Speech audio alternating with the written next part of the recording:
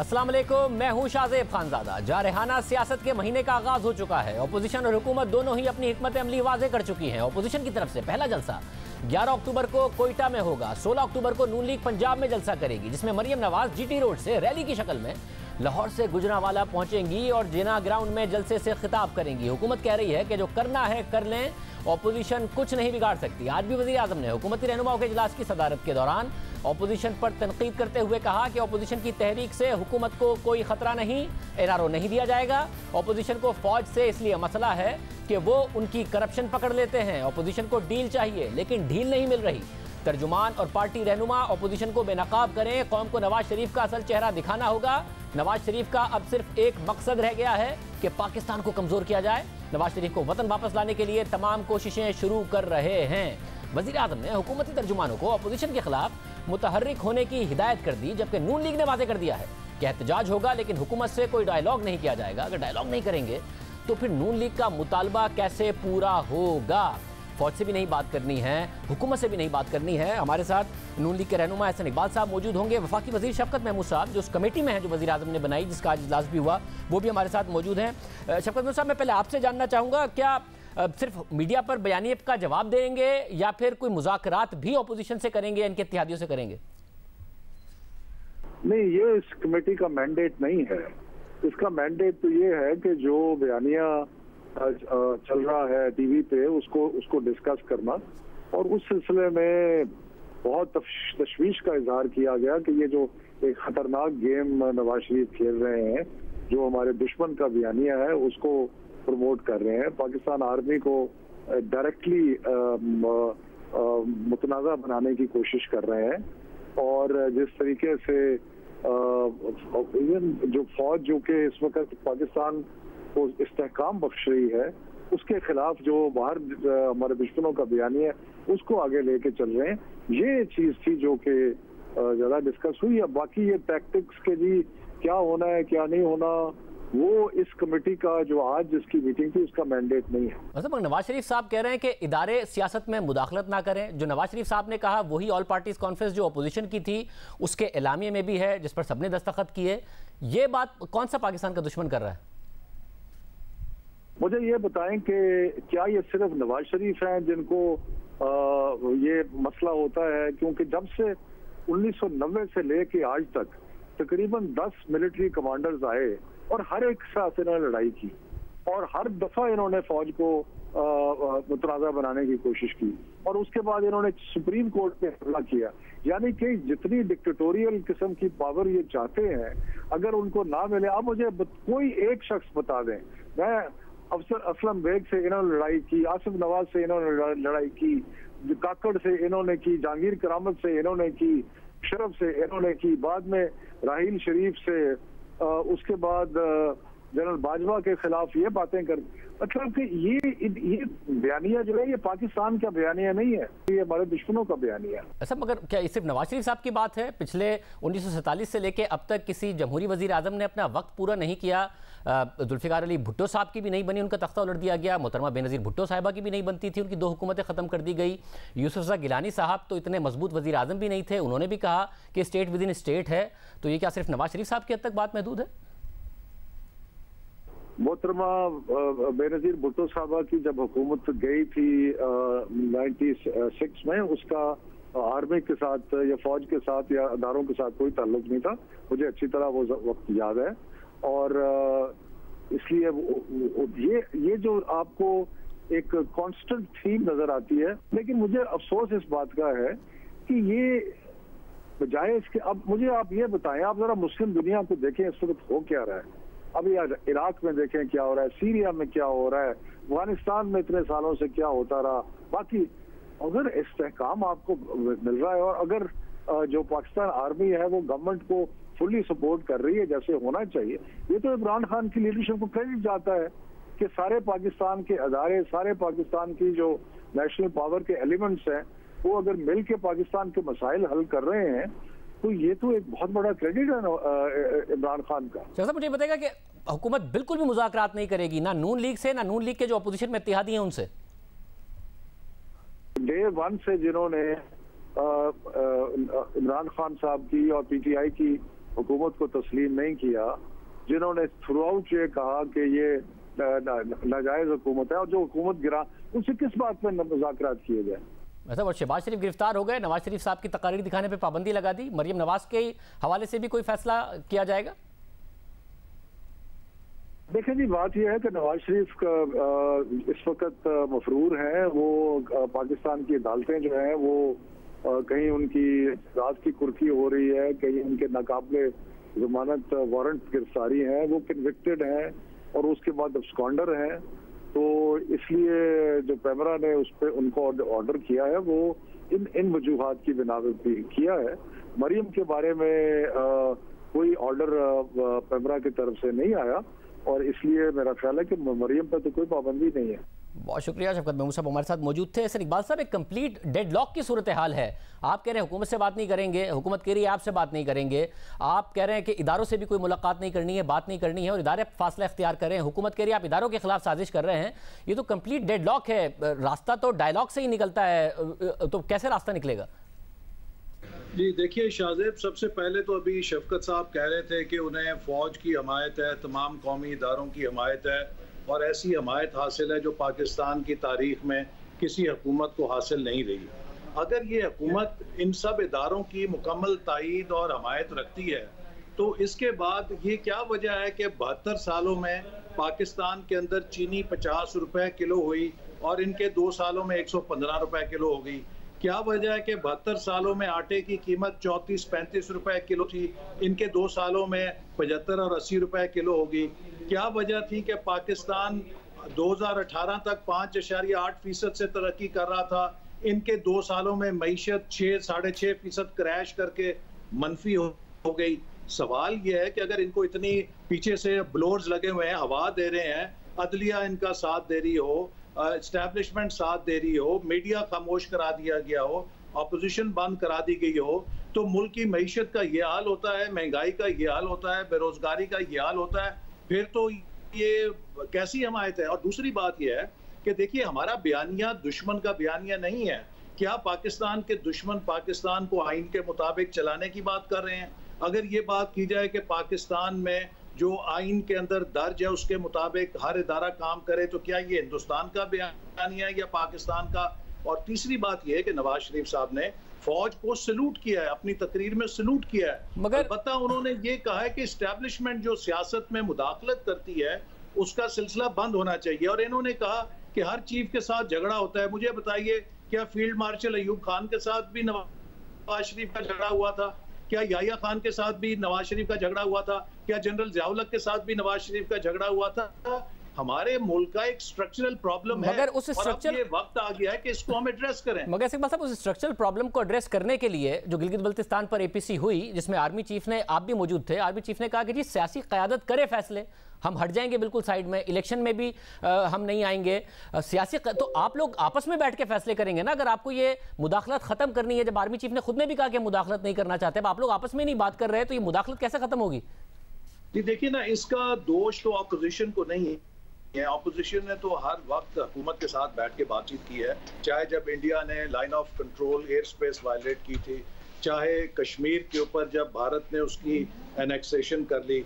हुकूमत इस वक्त इस मोड में है, वो कहती है हमने नहीं बैठना। वो किसी इंक्लूसिव गवर्नेंस की सलाहियत को जाहिर कर चुके हैं, नहीं रखते हैं। तो अब आप मुझे बताइए कि फिर किसके साथ हम अमेरिका या यूरोप के किसी मुल्क की क़यादत के साथ बात करेंगे? मगर आप जब अस्करी क़यादत के साथ भी नहीं बात करेंगे, हुकूमत के साथ भी नहीं बात करेंगे, और आप हुकूमत को गिरा भी नहीं पाएंगे ना, पार्लियामेंट के अंदर सड़कों का भी एक्सपीरियंस आपको पता है, तो फिर ये डेडलॉक है ना। इसका हल क्या? आपकी तहरीक का क्या एंड रिजल्ट है? इसका डेडलॉक मैं समझता हूँ, मेरी जाती राय है, और ये जब मैं जेल में था उस वक्त मैंने मजमून भी लिखा था कि चेयरमैन सेनेट को लीड लेनी चाहिए, चूंकि कौमी असेंबली के स्पीकर तो अपनी साख खो चुके हैं और सेनेट एक फेडरेशन का इदारा है।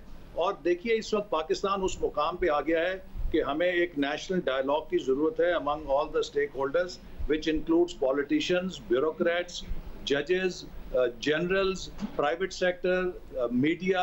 ये सब पाकिस्तान के 73 के आइन के रोशनी में उसको बेंचमार्क बना के कोड ऑफ कॉन्डक्ट बनाए। जो पाकिस्तान में एक डेकेड ऑफ स्टेबिलिटी पैदा करे। इसके अलावा कोई और रास्ता नहीं है। और ऐसा इकबाल साहब, ये कराने के लिए आपको लगता है कि आपका कारकुन बड़ी तादाद में बाहर निकलेगा? जाहिर है वजीर आजम कह रहे हैं कि मुझे पता है कि किस तरीके से एहतजाज होते हैं, किस तरीके से स्ट्रीट प्रोटेस्ट होता है।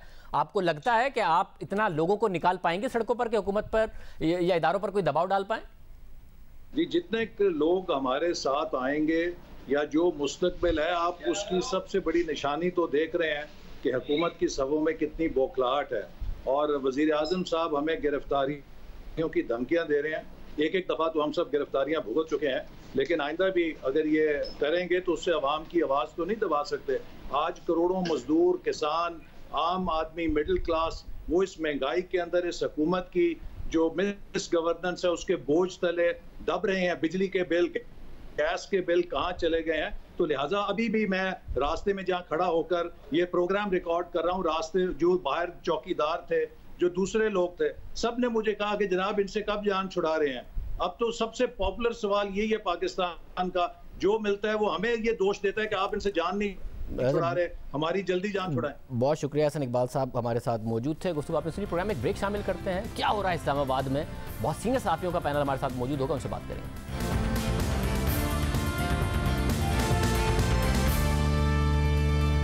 अपोजिशन हुकूमत का क्या बिगाड़ पाएगी? आखिर इस्लामाबाद और पिंडी में हो क्या रहा है? हमारे साथ सीनियर सहाफ़ी और तज्ज़ियाकार मौजूद हैं। हामिद मीर साहब मौजूद हैं, फ़हद हुसैन साहब मौजूद हैं। आप दोनों का बहुत शुक्रिया मैं शो में ज्वाइन करने के लिए।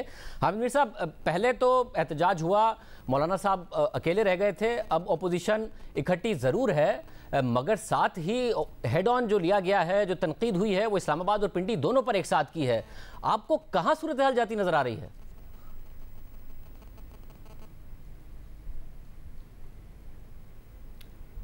देखिए, इसमें ऐसा लग रहा है कि इस पाकिस्तान डेमोक्रेटिक मूवमेंट की जो भी ये तहरीक है, इसको नवाज शरीफ साहब लंदन से बैठ के इसको लीड करेंगे और इस पर मौलाना फजलुर रहमान और आसिफ अली जरदारी और बाकी लोग जो हैं वो कन्विंस्ड हैं कि ये इसको लीड जो है वो नवाज शरीफ साहब ने ही करना है। और ठीक है, पहला जलसा कोयटा में हो रहा है, दूसरा जलसा कराची में हो रहा है, इन जलसों की भी बड़ी अहमियत है, लेकिन इस तहरीक का असल फ़ैसला जो है वो उस वक्त होगा जब 16 अक्टूबर को गुजरांवाला में जलसा होगा, तो तब इसका फ़ैसला होगा। लेकिन आप ये देखें कि इसमें प्लस माइनस तो हम कह सकते हैं कि नवाज शरीफ साहब की तकरीरों पर पाबंदी लग गई है, लेकिन इससे पहले यानी कि APC से पहले और APC के बाद कुछ ऐसे वाक़यात हुए हैं जिससे ये लग रहा है कि हुकूमत जो है वो काफ़ी परेशान है, काफ़ी बौखलाई हुई है। आपको याद होगा कि APC से एक दिन पहले कुछ वज़रा ने प्रेस कॉन्फ्रेंस की थी कि हम नवाज शरीफ की तकरीर नहीं दिखाने देंगे, जो दिखाएगा उसके ख़िलाफ़ कार्रवाई होगी। लेकिन अगले दिन नवाज शरीफ साहब की तकरीर दिखाई गई, फिर उसके बाद 2 और मौके पे भी उनकी तकरीर दिखाई गई। तो जब उनकी 3 तकरीरों की हैट्रिक मुकम्मल हो गई और हुकूमत ने देखा कि इससे तो काफ़ी नुकसान हो रहा है, तो उसके बाद फिर उन्होंने उस पर पाबंदी लगवा दी है। तो इससे लग ये रहा है कि हुकूमत के अंदर यानी कि विद इन द कैबिनेट एक राय नहीं है। एक दिन वज़ीर कुछ कहते हैं, दूसरे दिन प्राइम मिनिस्टर कोई और काम करवा देते हैं और फिर 5-6 दिन के बाद फिर फैसला वही होता है पाबंदी का। तो इससे एक तरफ तो हम देख रहे हैं कि हुकूमत जो है उसके अंदर तजादात खुल के सामने आए हैं, दूसरी तरफ कल मुस्लिम लीग नून के रहनुमा ख्वाजा आसिफ साहब की एक गुफ्तगू जो है वो सामने आई, उससे अपोजिशन के अंदर जो तजादात हैं वो भी खुलकर सामने आ गए हैं। लेकिन फ़ैसला जो है वो अगले 8-10 दिन में होना है। इस दौरान में एक अच्छी डेवलपमेंट ये हुई है कि गिलगित बल्तिस्तान का इलेक्शन जो है उस पर बड़ी बहस हो रही थी, अपोजिशन उसको एक इशू बनाने की कोशिश कर रही थी। तो अब मेरी इतला के मुताबिक फ़ैसला ये हो गया है कि गिलगित बल्तिस्तान के इलेक्शन से फ़ौज जो है वो दूर रहेगी और फ़ौज का उसमें कोई बराह रास्त किरदार नहीं होगा। तो मेरी इतला के मुताबिक आने वाले दिनों में कुछ मज़ीद ऐसे वाक़यात हो सकते हैं, डेवलपमेंट्स हो सकती है कि अपोजिशन का जो एक वो माहौल क्रिएट कर रही है, तो अपोजिशन के बहुत से जो इश्यूज़ हैं वो किल हो जाएंगे। तो अगर अपोजिशन के इश्यूज़ किल हो जाते हैं या अपोजिशन के कुछ मुतालबात जो हैं वो माने जाते हैं, तो फिर मेरा ख्याल है कि ये तहरीक जो है इसका टेम्पो इतना ज़्यादा नहीं बनेगा। लेकिन अगर ऐसा नहीं होता तो फिर हो सकता है इसका टेम्पो बन जाए। फौजी साहब, आप कैसे देख रहे हैं? आपको लगता है कि हुकूमत में घबराहट है? कल वज़ीर आज़म इंटरव्यू में बड़े कॉन्फिडेंट नज़र आए, और आपको लगता है ये अपोजिशन मुत्तहिद रहकर हुकूमत को नुकसान पहुंचा सकती है? देखिए शाहजेब, मेरे ख्याल में हुकूमत में घबराहट उतनी नहीं है जितना जी, आपने कि मुझसे सवाल शायद किया। लोग समझ रहे हों, और उसकी शायद मेरे ख्याल में ये हुकूमत की कमज़ोरी है, क्योंकि उनको ये शायद एहसास नहीं हो रहा कि नवाज शरीफ साहब ने अपना गेम प्लान थोड़ा सा चेंज कर दिया है। अब उसकी वजह जो भी हो, जिस वजह से उन्होंने अपनी सोच को तब्दील किया और ये फैसला किया कि वो अब पब्लिक में आके इस तरह की तकरीरें करेंगे, वो एक अलग बहस है।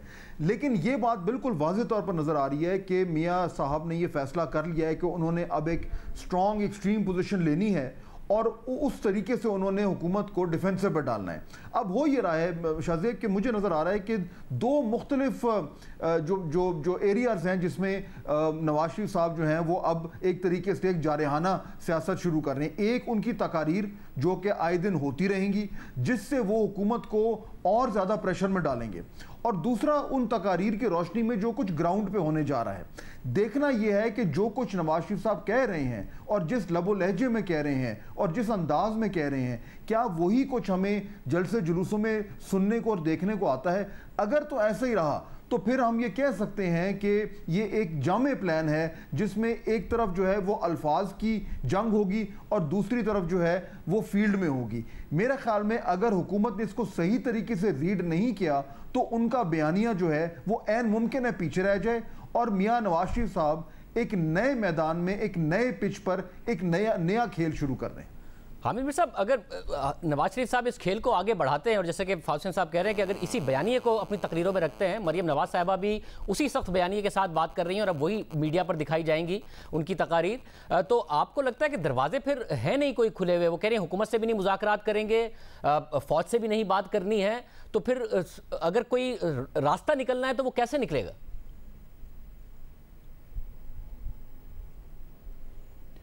देखें, रास्ता तो अल्टीमेटली पॉलिटिकल फोर्सेस को आपस में बातचीत करनी होगी, वहीं से निकलेगा। और आप जो अब जिस नवाज शरीफ साहब के बयानिए का जिक्र कर रहे हैं, तो उस बयानिए पे भी अगर हम गौर करें तो उसमें अगर वो कह रहे हैं कि फ़ौज को सियासत में मुदाखलत नहीं करनी चाहिए, तो फ़ौज खुद भी तो यही कह रही है कि आप हमें बार बार सियासत में ना घसीटें। और इसमें अगर नवाज शरीफ साहब खुल के बात करें तो कुछ हमें भी खुल के बात करनी चाहिए। सवाल ये पैदा होता है कि जब नवाज शरीफ साहब ये कहते हैं कि स्टेट विद इन स्टेट नहीं है बल्कि स्टेट अबव स्टेट है, तो क्या ये सारा जो स्टेट अबव स्टेट का मामला है ये पिछले 1 साल में हुआ है? क्योंकि सिर्फ 1 साल पहले तो मुस्लिम लीग नून जो है उसने जनरल कमर जवेद बाजवा साहब की एक्सटेंशन के मामले पे बहुत खुले दिल के साथ उन्होंने वोट दिया। तो अगर, और वो वोट जो है वो नवाज शरीफ साहब की अप्रूवल के साथ, उनकी रजामंदी और उनकी इंस्ट्रक्शन के साथ दिया गया। तो अगर वो ये समझते हैं कि स्टेट अबव स्टेट है, तो 1 साल पहले उन्होंने क्यों एक्सटेंशन को सपोर्ट किया? ये एक बड़ा अहम सवाल है। तो इससे लगता ये है कि ये नवाज शरीफ साहब जो हैं वो काफ़ी अरसा तक शहबाज शरीफ साहब के बयानिए को साथ लेके चलने की कोशिश कर रहे थे, लेकिन उनकी कोशिश कामयाब नहीं हुई। और जब शहबाज शरीफ का बयानिया नाकाम हो गया है तो अब नवाज शरीफ साहब खुल के सामने आए हैं। लेकिन इसमें नवाज शरीफ साहब को थोड़ी एहतियात की ज़रूरत इसलिए है कि एक तो उनकी पार्टी के अंदर मुझे लग रहा है कि अभी सारे के सारे लोग वहाँ पे, कल उन्होंने हाथ उठा के तो कह दिया हम आपके साथ हैं, लेकिन दिल का मामला जो है वो, मुझे कुछ लोगों के दिल का मामला कुछ और लग रहा है। और जो ख्वाजा आसिफ साहब का जो स्टेटमेंट है बज़ाहिर उस पर उन्होंने माजरत कर लिया है, लेकिन पीपल्स पार्टी के अंदर एक इंटरनल एक डिबेट शुरू हो गई है कि ये ख्वाजा साहब ने अचानक ये बयान क्यों दिया है। उसकी कोई भी वजह हो सकती है, लेकिन पीपल्स पार्टी को एक जवाब मिल गया है और अब कोशिश की जा रही है, कुछ लोग जो हैं वो कोशिश कर रहे हैं कि बिलावल साहब को कोयटा के जलसे में शिरकत से रोका जाए। मुझे नहीं लगता कि बिलावल साहब कोयटा का जलसा जो है उसमें शरीक नहीं होंगे, वो कमिटमेंट कर चुके हैं, वो ज़रूर शरीक होंगे। लेकिन आप देखें कि कुछ वफाकी वज़रा जो हैं वो दावे कर रहे हैं अब कि पीपल्स पार्टी एक ख़ास हद से आगे नहीं जाएगी। मैं नाम नहीं लेता उन वफाकी वज़रा के। तो एक तरह से मुस्लिम लीग नून के अंदर से एक जवाब पैदा कर दिया गया है। हालांकि नवाज शरीफ साहब ने जरदारी साहब के हक़ में बयान भी दे दिया है, लेकिन जो होता है ना, इस तरह की सिचुएशन में एक शक व शुबा पैदा करना बड़ा आसान होता है। तो वो पैदा हो गया है। अब उसको नवाज शरीफ साहब ने उस शक व शुबे को दूर करने की एक कामयाब कोशिश की है, लेकिन मैं आपको बता रहा हूँ कि बहुत भरपूर कोशिश की जा रही है कि पीपल्स पार्टी को किसी तरीके से कोयटा का जो जलसा है उसमें उसकी पार्टिसिपेशन का लेवल जो है वो कम किया जाए।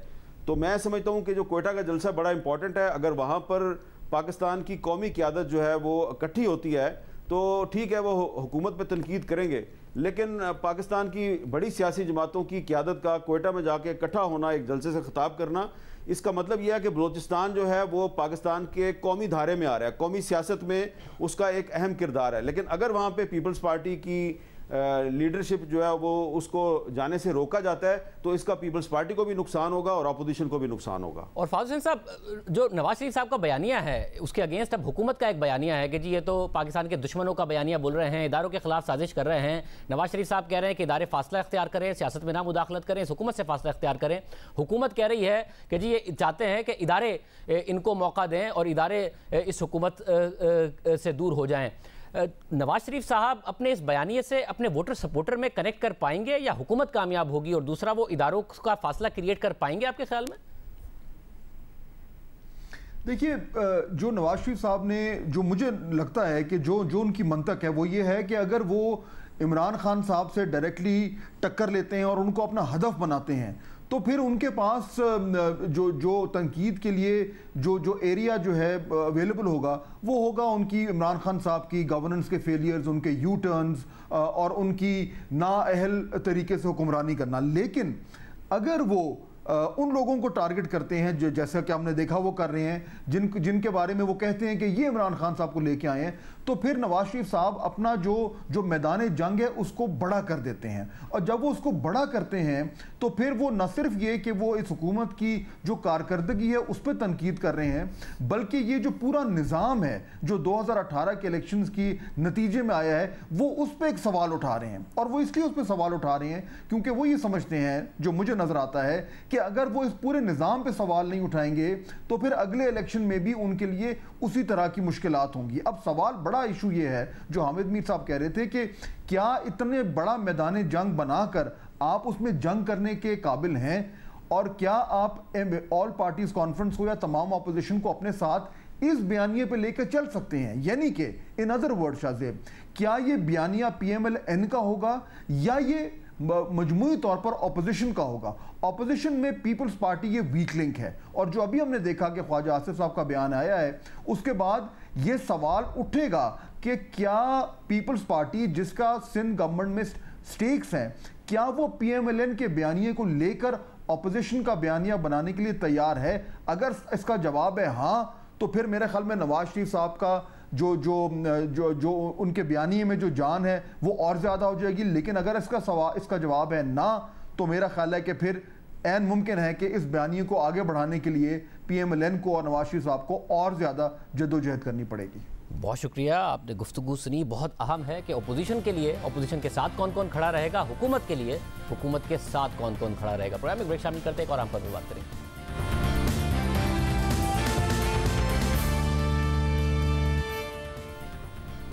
मुल्क में गैस का बहरान है और सर्दियों में यह बहरान मजीद संगीन हो जाएगा क्योंकि मुल्क में ज़रूरत के मुताबिक गैस मौजूद नहीं है और दरामद की गई LNG भी ज़रूरत पूरी नहीं कर सकेगी। तहरीक इंसाफ की हुकूमत पर इल्ज़ाम लग रहा है कि उसे इक़्तिदार में आए 2 साल हो गए मगर अभी तक उसने एक भी LNG प्लांट नहीं लगाया। इस हवाले से ट्विटर पर नून लीग के रहनुमा मिफ्ता इस्माइल और अली जैदी में बहस हुई है। पहले मिफ्ता इस्माइल ने हमारे प्रोग्राम में इल्ज़ाम लगाया कि अली जैदी की वजारत LNG टर्मिनल की इजाज़त देने के लिए सरमायाकारों को तकलीफ दे रही है। अगले साल के लिए इनको किसी टर्मिनल को अभी फॉरेन टर्मिनल की इजाजत दे देनी चाहिए। और अब तो 2 टर्मिनल हुकूमत में लगे थे, अब तो प्राइवेट सेक्टर में एक्सॉन लगाने के लिए तैयार था, लकी ग्रुप के साथ SFI ग्रुप लगाने के लिए तैयार था। बड़े लोग उस वक्त इंटरेस्ट ले रहे थे, लेकिन अब आप ये देखें ना कि पोर्ट कासिम वाले जो मैरिटाइम अथॉरिटी वाले हैं वो कैसी कैसी बातें करते हैं इन्वेस्टर्स से, कुछ लीगल और कुछ नॉट सो लीगल बातें करते हैं वो। तो उसके बाद आप इन्वेस्टर्स को डिस्करेज कर रहे हैं। अब मैं क्या बोलूँ, हम तो करप्ट लोग हैं, ये तो दूध में नहाए हुए, लेकिन बातें ही अजीब अजीब कर रहे हैं। उसके बाद इसकी वजह से फिर इन्वेस्टर भी नहीं आ रहा है। नहीं मगर ये मैं समझा नहीं, आप क्या बातें कर रहे हैं? बात की तो मुकम्मल कीजिए, क्या बातें कर रहे हैं? पूछ लीजिए कि ये जो कितनी मैरिटाइम मिनिस्ट्री वाले कितनी तकलीफ दे रहे हैं पोर्ट कासिम पे नए टर्मिनल की इजाजत देने के लिए, और क्या क्या चीजें मांग रहे हैं, वो पूछ लीजिए इनसे। मुझसे क्यों बुलवा रहे हैं आप? और फिर अली जैदी ने मिफ्ता इस्माइल पर जवाबी इल्जामात लगाए जिनका आज मिफ्ता इस्माइल ने जवाब दिया। अली जैदी ने 30 सितंबर को ट्वीट किया कि अब जबकि मिफ्ता इस्माइल ने LNG टर्मिनल्स पर पेंडोरास बॉक्स खोल दिया है तो कुछ हकाइक को दुरुस्त करते हैं। पहली बात तो यह है कि नून लीग की हुकूमत में कायम किया गया टर्मिनल सस्ता तरीन नहीं है। ये टर्मिनल दुनिया भर के महंगे तरीन टर्मिनल्स में से एक है। अली ज़ैदी ने एक चार्ट शेयर किया और लिखा कि इस चार्ट से वाज़ेह हो रहा है कि दर्जनों टर्मिनल्स नून लीग के 2 टर्मिनल से सस्ते हैं। मिफ्ता इस्माइल अपनी करप्ट क़यादत की तरह गलत बयानी करते हुए पकड़े गए हैं। अली ज़ैदी ने कहा कि मिफ्ता का दावा है कि टर्मिनल्स पर टैरिफ गारंटी शुदा है। मार्च 2020 में ओगरा ने $2.2 फी MMBTU का टैरिफ चार्ज किया। फिर अली ज़ैदी ने मज़ीद लिखा कि तीसरी बात यह है कि क्या मिफ्ता इस्माइल ये बताएंगे कि उस वक्त के PLTL के सरबरा आजम सूफी ने इस्तीफा क्यों दिया था।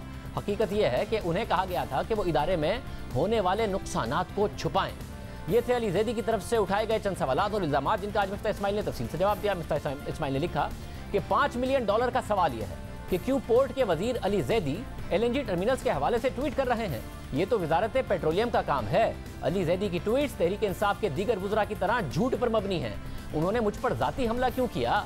मुझ पर ज़ाती हमले की वजह हाल ही में अली ज़ैदी के बारे में मेरा बयान देना है। मैंने कहा था कि अली ज़ैदी पोर्ट कासिम पर LNG टर्मिनल की इजाज़त देने में ताख़ीरी हरबे इख्तियार कर रहे हैं और कानूनी और गैर कानूनी मुआवजा मांग रहे हैं। मिफ्ता इस्माइल ने कहा कि ये सबके इल्म में है। वजारत पेट्रोलियम के हुक्काम और सरमायाकारों में शदीद मायूसी की वजह बनी हुई है। PTI हुकूमत ने 2 साल में एक LNG टर्मिनल नहीं लगाया। हालांकि मुल्क में गैस की किल्लत है जिसकी सूरत हाल मजीद खराब होने वाली है। मिफ्ता इस्माइल ने कहा कि अब अली ज़ैदी के इल्ज़ामात पर बात करते हैं। उन्होंने कहा कि नून लीग के दौर में महंगे तरीन LNG टर्मिनल्स लगे और अपने दावे के हक में 2 दस्तावेज़ात भी उन्होंने शेयर की। अली ज़ैदी ने दावा किया कि एंग्रो LNG टर्मिनल के चार्जेस 66 सेंट पर दुनिया में महंगे तरीन टर्मिनल्स में से एक है। मिफ्ता इस्माइल के मुताबिक यह दावा गलत है। सच ये है कि जब ऑपरेशन शुरू होने के पहले साल हमने मुआहदे और मार्केट की सूरत हाल की वजह से कैपेसिटी को कम रखा तो उस वक्त भी एंग्रो LNG टर्मिनल दुनिया के सस्ते तरीन टर्मिनल्स में से एक था। ऑपरेशन के दूसरे साल में जब हम 6 LNG कार्गो फी माह पर चले गए तो ये दुनिया का सबसे सस्ता LNG टर्मिनल बन गया और आज तक सस्ता तरीन है। मिफ्ता इस्माइल के मुताबिक अली ज़ैदी ने दूसरी तस्वीर में $2.2 के टर्मिनल चार्जेस का दावा किया। अगर वो खुद ही अपने शेयर किए गए टेबल में ऊपर देखते तो उन्हें नजर आता कि ये मार्च 2020 का डेटा है और उसकी वजह यह थी कि मार्च 2020 में तहरीक इंसाफ की हुकूमत ने सिर्फ 1 कार्गो मंगवाया था। क्या वो नहीं जानते कि कार्गो मंगवाने में PTI हुकूमत की नाकामी से गैस का बड़ा बहरान पैदा हुआ था? सवाल यह है कि तहरीक इंसाफ की हुकूमत क्यों LNG कार्गो लेने में नाकाम हुई? जब महाना 6 LNG कार्गो आ रहे थे तो उस वक्त चार्जेस 41 सेंट थे। ये दुनिया में सबसे ज़्यादा सस्ते रेट है। अली ज़ैदी ने मार्च 2020 की ओगरा की वर्कशीट दिखाई। मैं ओगरा जून 2020 की वर्कशीट दिखा रहा हूं जहां दोनों टर्मिनल्स पर 6 LNG कार्गो आए और रेट 39 और 40 सेंट थे। ये अली ज़ैदी को गलत साबित कर रहे हैं। मिफ्ता इस्माइल ने मजीद लिखा कि अली ज़ैदी की नाअहली इस बात से भी पता चल जाती है कि उन्होंने पूछा कि हमने कम से कम कैपेसिटी चार्जेस पर आमादगी क्यों जाहिर की। ये एक वजीर की तरफ से मज़हका खेज दावा है जो 2 सालों से ये दावा कर रहा है कि वो 3 मजीद LNG टर्मिनल लगाएंगे। दुनिया के तमाम ऐसे मंसूबों में जिनमें तमाम IPPs भी शामिल हैं उनके मुआहदे भी कम से कम कैपेसिटी चार्जेस पर होते हैं। कोई ऐसे मंसूबे में क्यों सरमायाकारी करेगा जहां उसे कम से कम इस्तेमाल की गारंटी नहीं दी जाएगी। फिर मिफ्ता इस्माइल ने लिखा कि अली ज़ैदी ने कहा कि मैंने PLTL के सरबरा आजम सूफी को गैर कानूनी हुक्म दिया कि इदारे के नुकसानात को छुपा दो, इसलिए उन्होंने इस्तीफा दे दिया। पहली बात तो यह है कि नून लीग के दौर में PLTL को कोई नुकसान नहीं हुआ। दूसरा, आजम सूफी मुझे रिपोर्ट ही नहीं करते थे। मिफ्ता इस्माइल ने लिखा कि मैंने जो इश्तिहार शेयर किया है उसे देखें। पोर्ट कासिम अथॉरिटी ने नून लीग के दौर में 2 LNG टर्मिनल्स की इजाज़त दी मगर किसी कंसल्टेंट की खिदमत हासिल नहीं की। मगर उसी पोर्ट कासिम अथॉरिटी ने तहरीक इंसाफ की हुकूमत में एक कंसल्टेंट की खिदमत हासिल करने के लिए इश्तिहार दिया। फिर अंदाज़ा लगाएं क्या हुआ। आजम सूफी का इंतखाब कर लिया मगर खुशकिस्मती से उनकी खिदमत नहीं दी गई, वरना उन्हें $20,000 माहाना तनख्वाह, गाड़ी, पेट्रोल, फ्लैट के साथ ही सालाना $80,000 बोनस दिया जाता और अगर उन्हें मुलाजमत से निकाला जाता तो फिर उन्हें $2,40,000 जुर्माने के तौर पर दिए जाते। ये सब कुछ एक कंसल्टेंट को सिर्फ इसलिए दिया जाता कि वो पोर्ट कासिम अथॉरिटी में LNG टर्मिनल लगाने के लिए जगह ढूंढे। हमने मिफ्ता इस्माइल के जवाब पर जवाब देने के लिए अली ज़ैदी को बुलाया मगर उनकी तरफ से कोई जवाब नहीं आया। प्रोग्राम में शामिल करें।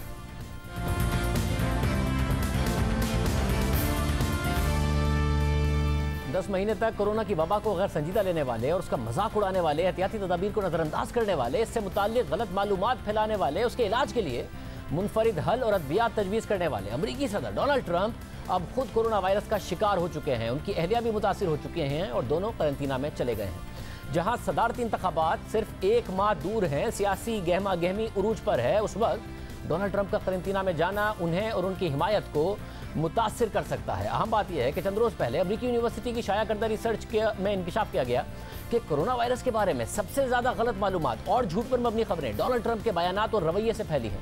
कॉर्नेल यूनिवर्सिटी की शाया करदा रिपोर्ट के मुताबिक रिसर्चर्स ने जनवरी 2020 से मई 2020 के दौरान दुनिया भर की 3 करोड़ 80 लाख आर्टिकल्स का जायजा लिया, जिसमें पता चला कि कोरोना वायरस के मुतालिक गलत मालूमात फैलाने में डोनाल्ड ट्रंप का किरदार 38% रहा। सदर ट्रंप रैलियों, प्रेस ब्रीफिंग्स और अहम सरकारी दौरों पर मास्क के बगैर जाते रहे हैं। चंद रोज पहले होने वाले सदारती मुबाहिसे में वो अपने हरीफ जोसेफ बाइडेन का बड़ा मास्क पहनने पर मजाक भी उड़ाते नजर आए और फिर इस मुबाहिसे के 2 दिन बाद उनमें उनकी अहलिया में और उनके मुशीर में कोरोना वायरस की तशखीस हो गई। दूसरी तरफ पाकिस्तान मेडिकल एसोसिएशन ने एलामिया जारी किया है, जिसमें कोरोना वायरस के बढ़ते हुए केसेस पर तशवीश का इजहार किया गया है और बताया गया है कि लोगों के मास्क ना पहनने, समाजी फासला बरकरार न रखने की वजह से कोरोना वायरस के केसेस में इजाफा हो रहा है, जिससे बचाव के लिए हम सबको एहतियाती तदाबीर बाकायदा अपनाना होंगी। इजाज़त दीजिए, अल्लाह हाफ़िज़।